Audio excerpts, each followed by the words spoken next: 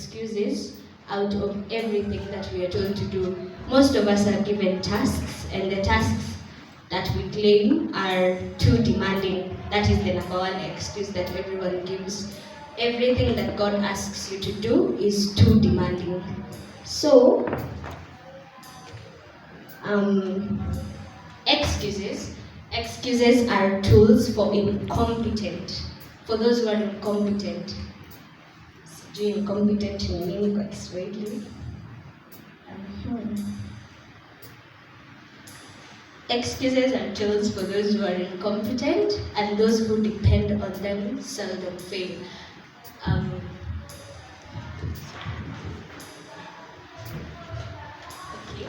I'll give examples out of high school. I was in high school, a very bad high school by the way.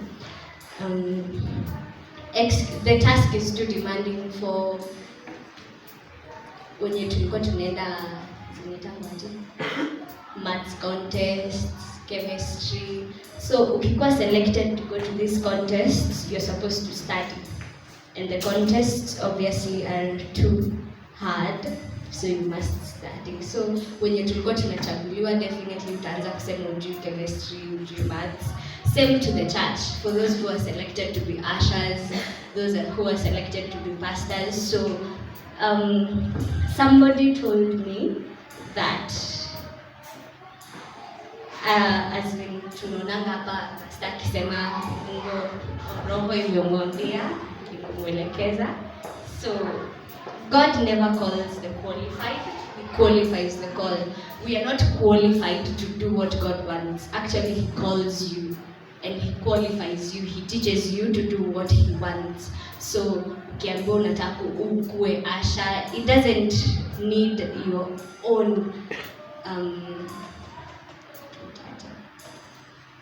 experience, but God leads you to everything that He wants you to do. So you need to not make an excuse saying that the task is too demanding. And he that is good for making excuses is never good at anything. Those people who give excuses all the time are not good to do anything. They never do anything successfully. They leave things halfway, wanafanya vitu nusu, simply because they have the criteria in the head that they cannot do anything, they cannot submit to anything, and they cannot perform anything. And one who is used to excuses accuses himself, because excuses actually are short lies. So every time you make an excuse, meaning you're lying, you accuse yourself, because according to nature, when you make an excuse or when you lie, you will easily forget the lie. So the next time you're asked, then you'll accuse yourself. And point number 2, we have a tendency of saying that your talent is inadequate. Just as Jeremiah said, I am just a boy to become a prophet. Actually, Jeremiah's dad was a priest.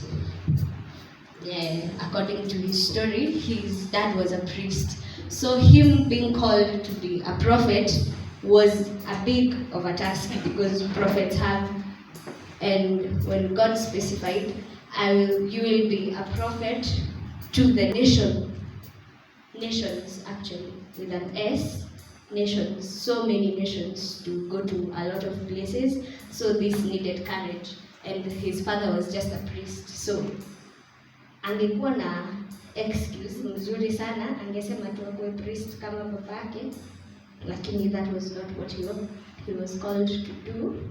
So for every single thing that you're called to do by God, you should do it. For you don't need to make an excuse saying that the time is not right for you, which is my third point.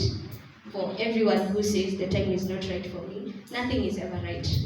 Time comes, times go, so no time is ever right. For all that God wishes for you, He will forever be with you through every step of the way. He will stay with you through everything that you go through. God is always there. For according to yesterday, okay, jana tulienda ubatizo, I represented the youth, and I learned something that Pastor alisema, God cannot give you something that you cannot handle. God will always lead something to your way, something that you can handle, something to your own capacity. Just like the story of the man who was living his home and he had servants and he gave them talents. One was given 5, the other was given 3, and the last one was given 1.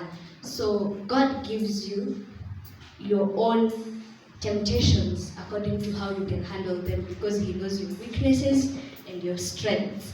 So to everything that you were made to commit to, you need not to give an excuse, because you can survive. Because as long as you're a servant in the house of the Lord and you serve him every single day, you will succeed, because he will always be with you through the thick, through the thin, through the tears, through the happiness. God is always there with you.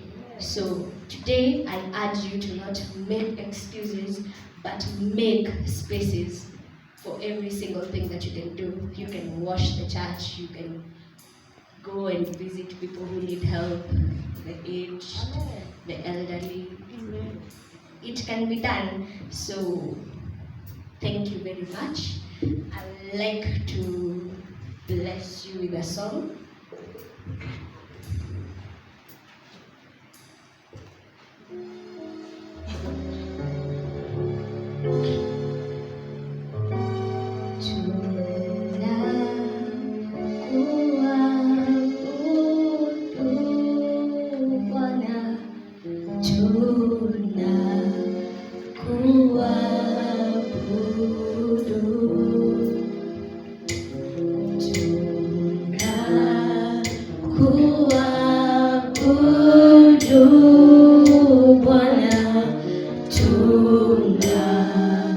Kuabudu